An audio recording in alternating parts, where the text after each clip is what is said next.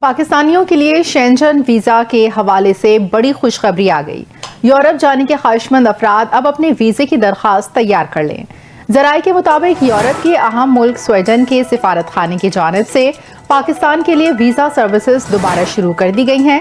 Sweden جانے کے خواہشمند افراد اسلام آباد میں VFS گلوبل کے ذریعے درخواستیں بھجوا سکتے ہیں۔ ایک بار پھر آپ کو اس اہم خبر سے آگاہ کرتے چلیں کہ سویڈن نے پاکستانی شہریوں کے لیے سیاحت، ملاقات، محنت مزدوری سے متعلق مختلف ویزے جاری کرنا شروع کر دیے ہیں۔ سویڈن جانے کے خواہشمند افراد اب اس موقع سے فائدہ اٹھا سکتے ہیں۔ یورپی ملک کے سفارت خانے نے کہا ہے کہ سویڈن جانے کے خواہشمند افراد اسلام آباد میں ویزا درخواست دے سکتے ہیں۔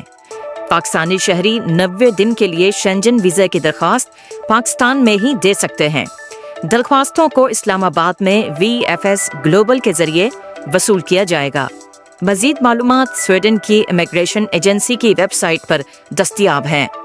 مشاورت کے بعد سویڈن کی حکومت نے اسلام آباد میں ویزا سروسز کی بحالی کا اعلان کیا۔